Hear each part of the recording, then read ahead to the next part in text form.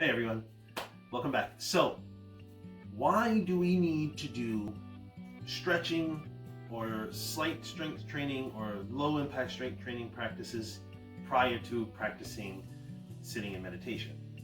And the reason we do so is one, you want to have a strong body, okay? Number two, you want to be able to have the mental strength to stay awake while you're sitting in your practice, okay? Very important.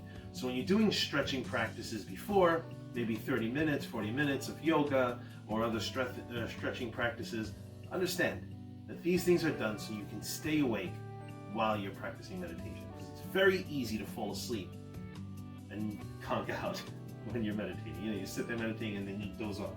Then you doze off. And you start rocking to the side and doing all this. Because we're not yet fully awoke to stay up and maintain posture. So your yogic practice is very good to maintain your attention, stay focused while you're sitting in meditation. When you're doing your yogic practices, you're applying concentration to what you're doing. You're applying attention to what you're doing. That's very important. Because when you are mindful of your movement, especially in yoga, you will get more quality out of your practice. It's not just get into the stretch and be able to be all bendy afterwards. That's just something that occurs because of your practice. But understand, when your body is relaxed, the blood is flowing calmly, right? Evenly, well, full. Your bioenergy is up. It's not fatigued. You don't feel fatigued. You don't feel depressed or brain fog.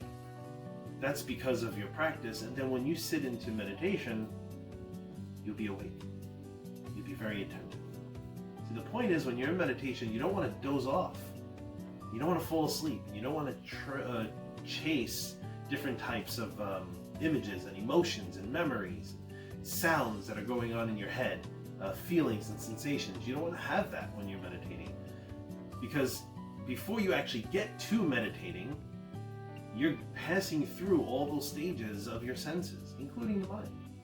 When you hit deep state of meditation, you're no longer focusing, you're no longer thinking of those things. You're not thinking. Your senses, all six of them, which include the mind, cease. They're not working in the aspect of, or the concept on which we think, or we know that senses work. So we always say the sky above and the earth below, we don't know that they're there. Time is not a problem here. We don't focus on that. Any emotion, any sensation that happens while you're practicing getting into meditation, any of those things are no longer when you hit this deep state of meditation. They are no longer there. Your attention is no longer there. Your focus has been so deep that you're getting into a much, much more unbiased state. Okay? So when you're practicing stretching, you're practicing, you're doing cardio, or you're doing exercise, you go to the gym and exercise, and you come home and you want to sit for meditation, beautiful. Because all your practices before you sit for meditation practice are going to help you stay up and keep posture and not hunch over and not get tired and not fall asleep while you're practicing meditation. Awesome.